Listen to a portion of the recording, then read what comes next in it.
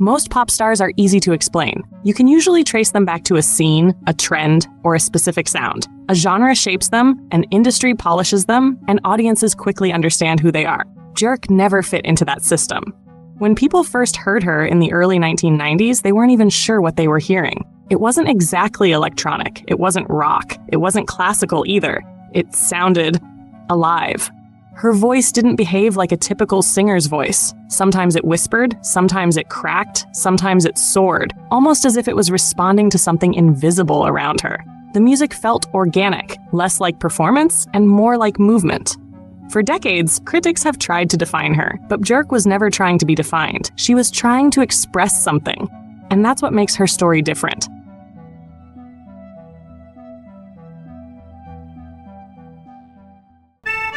Well, I always sang since I was a kid. It has always been like my natural reaction to things. My stepfather, who started with my mother when I was 4, and he played me a lot of music and had a lot of time for me. And he used to sit with me every evening sometimes. And we would write down a lot of lyrics, we'd go through things, we'd pick up the chords. And he used to be in a top 40 band in Iceland. In the late 1960s, Iceland was a quiet and relatively isolated country. Reykjavik, the capital, was small, and global pop culture didn't dominate everyday life. There were fewer distractions, fewer expectations, and a lot of space for imagination.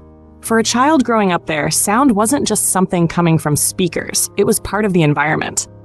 Björk Gudmundsdóttir was born on 1965 in Reykjavik. Her childhood was unconventional. Her mother was an environmental activist, and Björk was raised in a communal household where people came and went freely. Creativity wasn't treated as a hobby or a future career. It was simply a natural way to exist. She was described as curious and intensely sensitive to her surroundings. She paid attention to small details, textures, noises, and rhythms most children would ignore. Instead of only listening to songs, she listened to how things sounded.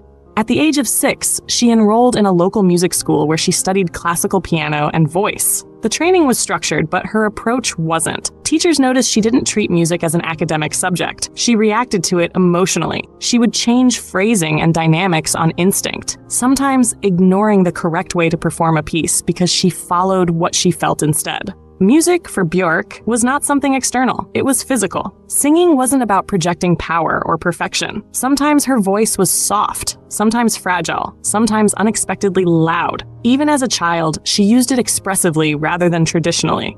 When she was 11, she recorded a cover of the song I Love to Love for a school project. A teacher secretly sent the recording to Iceland's national radio station. After the broadcast, a local record label contacted her family and offered a contract. In 1977, Björk released her first album. She was 12 years old. The record mostly consisted of covers and traditional arrangements, and it became a modest success in Iceland. For a brief moment, she was recognizable in public. Adults saw potential in her as a young pop singer, but Björk herself didn't feel connected to that identity. She enjoyed recording, but she disliked the idea of being shaped into something predictable. The experience showed her the mechanics of the music world: studios, producers, expectations. And it also showed her what she didn't want. She didn't want to be managed. She didn't want to perform a role. She wanted to discover music on her own terms. Instead of moving closer to pop stardom, she moved toward other musicians, teenagers experimenting with guitars, noise, and new ideas. The studio had introduced her to music as a profession, but the underground scene introduced her to music as freedom, and that was the direction she chose. Sent me to classical music school when I was 5, and I was there for 10 years. It was very conservative, but I was a bit of a rebel. I would do my own little projects in the corner. I would get a lot of freedom. I would talk to a lot of, that's how I got introduced to like Tessa Stockhouse and electronic music. You know, I basically got introduced to all music there is. I mean, in European, at least, let's say 400 or 500 years. And even though I ended up deciding that majority of it was not maybe my cup of tea, at least I knew it existed.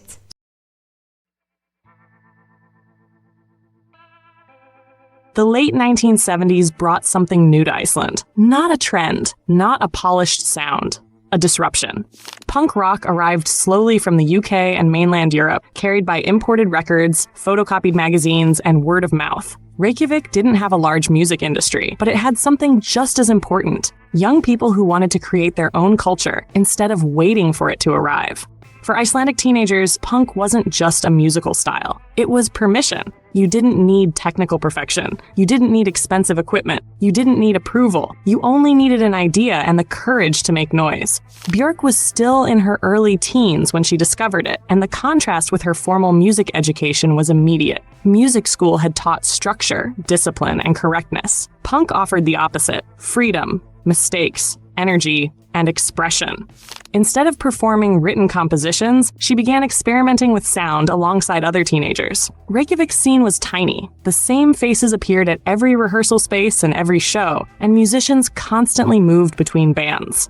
Björk didn't just join the scene, she dove into it. One of her first serious bands was Tappi Tíkarras, formed around 1981. The music was raw, aggressive, and chaotic, a sharp contrast to the controlled environment of her childhood training.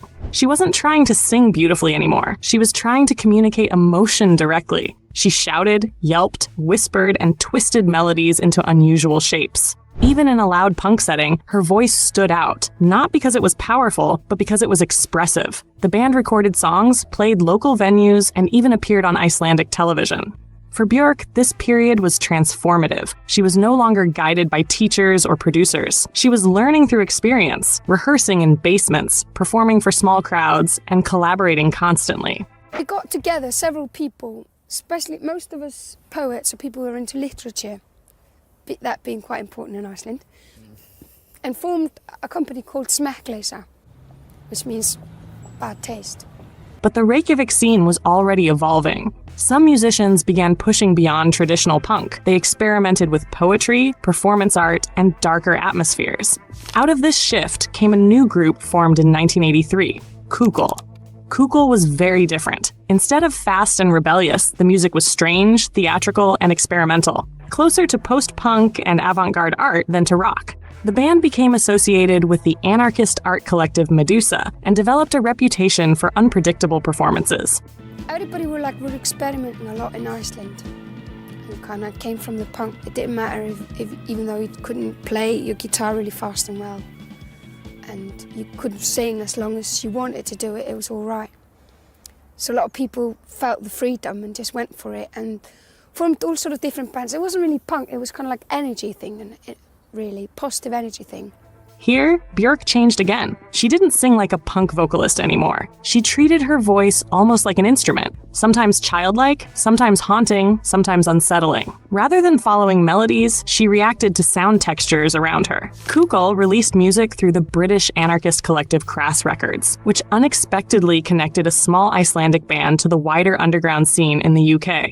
For the first time, Björk's voice was heard outside Iceland. More importantly, she discovered experimentation. Punk had taught her freedom. Kukl taught her possibility. She learned that songs didn't need traditional structure, that vocals could be emotional rather than technical, and that performance could be visual, physical, and conceptual at the same time.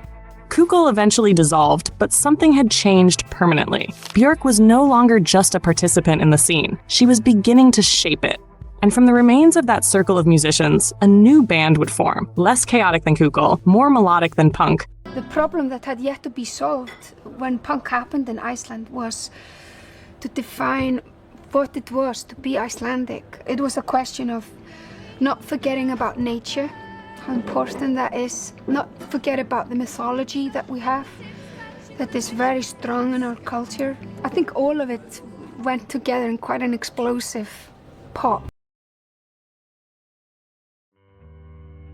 By the mid-1980s, the Reykjavik scene had matured. The chaos of early punk began to settle into something more melodic and intentional. Musicians who had spent years experimenting in basements and art spaces were starting to refine their ideas. From the remains of the experimental Reykjavik scene and the same tight-knit group of musicians, a new band emerged in 1986.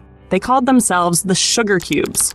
Unlike her previous projects, this band wasn't built purely on noise or confrontation. The music combined post-punk energy with pop structure, surreal humor, and spoken word passages. It was strange, playful, and unexpectedly accessible. Björk's role immediately stood out. Instead of aggressive shouting or abstract performance, she began using a clearer melodic style, but still unlike anything in mainstream pop. Her voice moved unpredictably, soft one moment, explosive the next, childlike and emotional without sounding naive. At first, the band expected to remain local. Iceland's entire population was smaller than many cities, and international success felt unrealistic. They pressed a small independent single in 1987 called Birthday, and everything changed. A copy of the record reached the United Kingdom and landed in the hands of a radio DJ and journalists at the British Music Press. When it aired on radio, listeners didn't know what they were hearing. The song sounded delicate and eerie at the same time, carried by Björk's unusual vocal phrasing. The influential magazine NME named it Single of the Week. Suddenly, a band from a remote island in the North Atlantic was being discussed alongside major British acts. The reaction wasn't just positive, it was fascination. Critics didn't describe her like a typical singer. They described her as something entirely new. The Sugar Cubes quickly signed an international deal and began touring Europe and the United States. For the first time, Björk left Iceland and performed for large audiences who didn't share her language or background. Yet something surprising happened. They understood her anyway. Even when listeners couldn't interpret every lyric, they connected to the emotion in her voice. On stage, she was energetic, spontaneous, and unpredictable, moving constantly, reacting to the band rather than performing rehearsed gestures. She didn't behave like a polished pop frontwoman. She behaved like part of the music itself. The band's debut album, Life's Too Good, was released in 1988 and became an international success for an alternative act. College radio stations in America played it heavily, and MTV began introducing her image to a global audience. For many listeners, this was their first encounter with Björk. But success created a new tension. The Sugar Cubes functioned as a collective, yet audiences and journalists increasingly focused on one person. Interviews gravitated toward her. Cameras followed her. Reviews mentioned her more than the band. Björk hadn't intended to become a focal point. However, it was becoming unavoidable.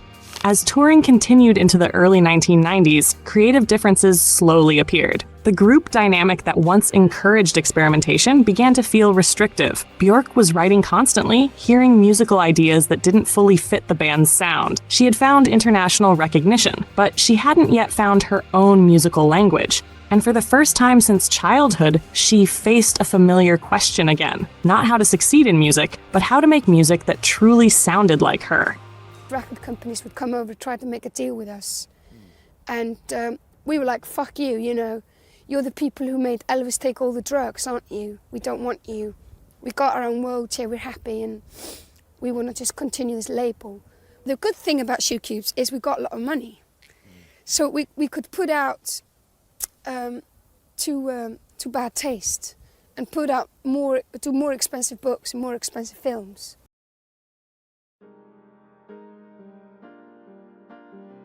After leaving the Sugar Cubes in 1993, Björk moved to London with a single goal: to find her own voice, completely on her own terms. She wasn't leaving fame behind. She was leaving expectations.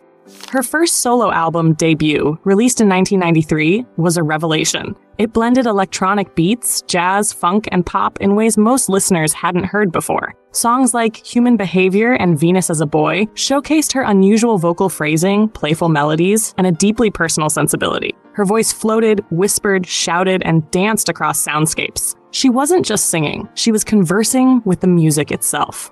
But London wasn't always welcoming. The city was exciting, but also lonely. Björk struggled with culture shock and intense media attention. She faced harassment, including a stalker incident that made her feel unsafe in her own home. When I came to London, I was very looking, and I was very sure that I was going to do an album that hadn't been done before. Even as she gained international attention, she battled fear, isolation, and the pressure to define herself outside the collective identity of the Sugar Cubes. Despite these challenges, she remained relentlessly creative. She drew inspiration from a variety of sources: the electronic innovators of Japan and the UK, Icelandic folklore, avant-garde performance art, and her own memories of isolation and nature. Every release carried layers of influence, yet remained unmistakably her own. Her second solo album, Post, 1995, pushed her further into experimentation. Collaborating with producers like Nellie Hooper and Tricky, she fused electronic rhythms, unconventional percussion, and cinematic orchestration. Tracks like Army of Me and Hyperballad showed her ability to combine raw emotional power with precision and unpredictability. On stage, she became almost elemental, every gesture, every expression amplified by her voice and aura, captivating audiences globally. I guess the biggest difference between debut and post is that debut were all songs I wrote over a 10-year period, all in my house in Iceland after my son had gone to bed. So they were quite private and intimate, like little experiments. In a way, Post is quite brave, because it's the girl who left home and is trying out all these brand new things she's never tried before, and tasting all those cities, and meeting all these lunatics, and best of all, meeting all the lunatics like herself, you know, because there aren't that many back in Iceland. And communicating with all them and figuring out there are more people out there who feel like her. And it's just, it's definitely like a brave album, but at the same time kind of scary. By the time she began Homogenic, Bjork realized she needed a change of environment to capture the mood she envisioned. London had been formative but exhausting. To create the album's intimate yet powerful sound, she relocated to Malaga, Spain, a warmer, calmer place where she could immerse herself in production without distraction. Iceland's pop queen leaving her home in West London late this afternoon, still distressed at the discovery she'd been the target of a crazed fan's attempt to harm her. It's just kind of a very sad thing, you know, obviously when somebody shoots their face off, you know. It's terrible.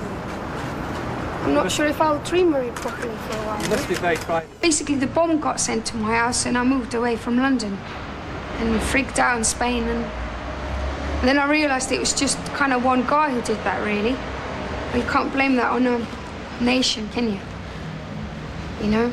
But it it doesn't matter. When that happens to you, it doesn't matter what people say to you.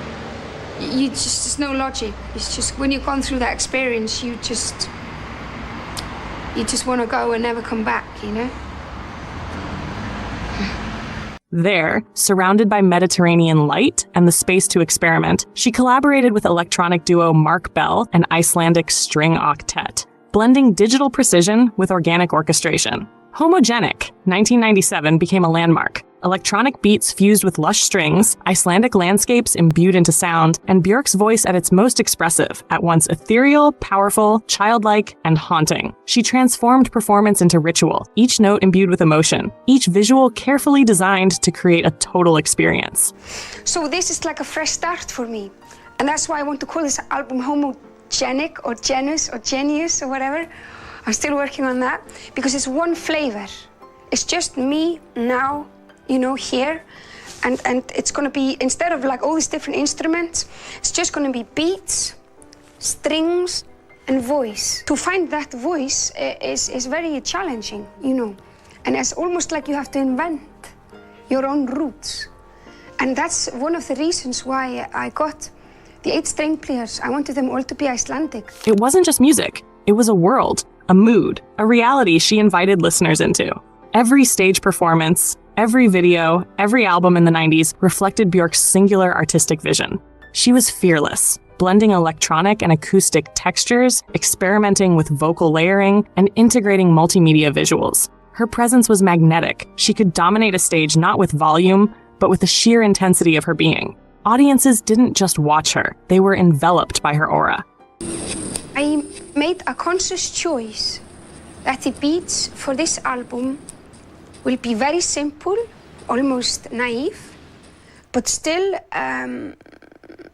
very natural, but very explosive. Like they're still in the making, which for me is very much Iceland.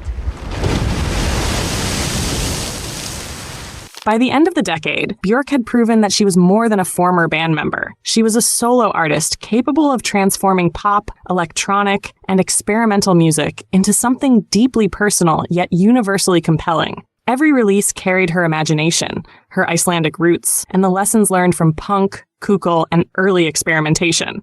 I find it so amazing when people tell me that electronic music has not got soul, and they blame the computers. They got the finger and point at the computer. It's like, there's no soul here. It's like, you can't blame the computer. If there's not soul in the music, it's because nobody put it there. And it's not the tool's fault. Bjork didn't just perform music. She lived it, shaped it, and became it. And as she looked ahead to the 2000s, she was already redefining what an artist could be. Visually, sonically, emotionally, with every new project, a continuation of her endless exploration. I am grateful grapefruit.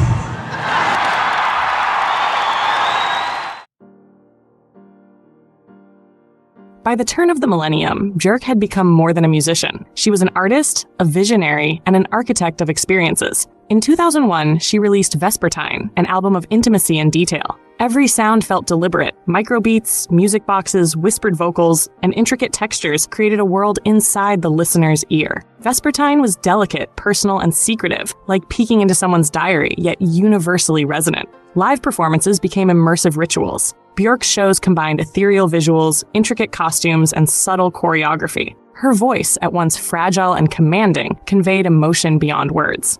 In 2004, Medulla pushed her experimentation further. The album was almost entirely vocal, layered, processed, and orchestrated to create an orchestra of human voices. Björk's voice wasn't just leading, it was instruments, rhythm, and melody at once. The album challenged conventional music, blurring lines between song, ritual, and sound sculpture.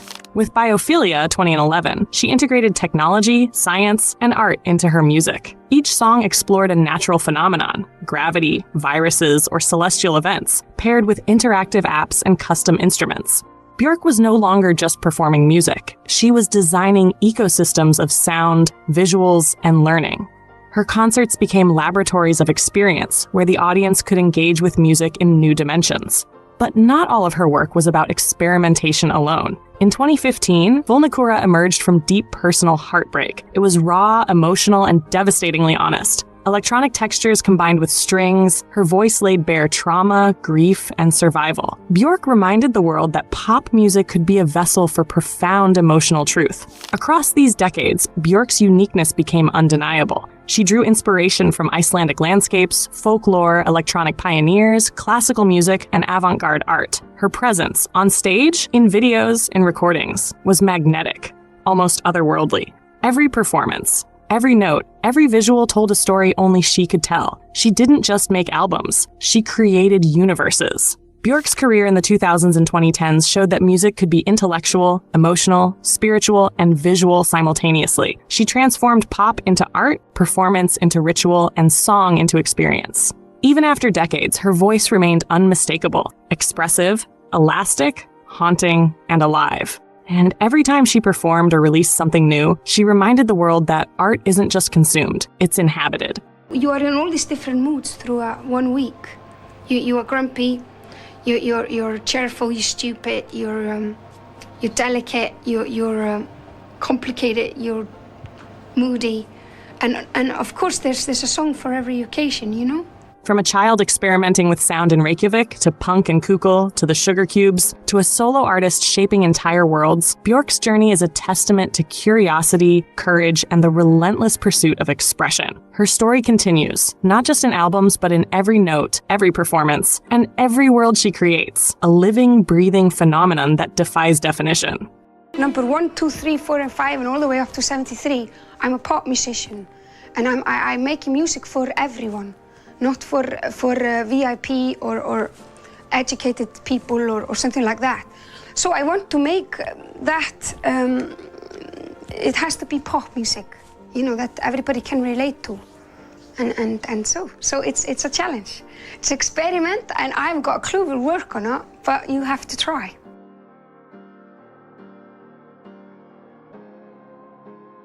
Björk is more than a musician. She is a force of nature, a cultural phenomenon, and a blueprint for artistic fearlessness. From the icy landscapes of Iceland to stages around the world, she has consistently redefined what it means to create. Her influence spreads across music, fashion, technology, and visual art. Artists from Lady Gaga to FKA Twigs, from Radiohead to Arca, cite her as inspiration, not just for her sound, but for the courage to be singular, to follow instinct, and to challenge norms. Her music continues to inspire generations. She has shown that pop, electronic, classical, and experimental music are not boundaries, but palettes to paint emotions.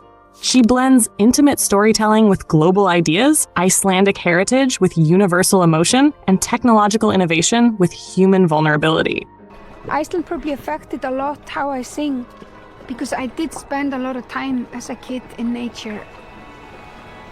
The way I sang would just form itself. It was definitely not influenced by other singers. From Reykjavik's quiet streets to the global stage, from a curious child experimenting with sounds to a visionary artist creating universes, Björk's journey is a testament to the power of imagination, courage, and authenticity. She is not just a musician. She is an institution, a phenomenon, and a reminder that art, at its purest, transforms everything it touches. Björk's story is still unfolding, and the world continues to listen, mesmerized, inspired, and changed. I think people are always scared of new things. If you want to make something happen that hasn't happened before, you've got to allow yourself to make a lot of mistakes. Then the real magic will happen. Because if you just play it really safe, you won't get any treats.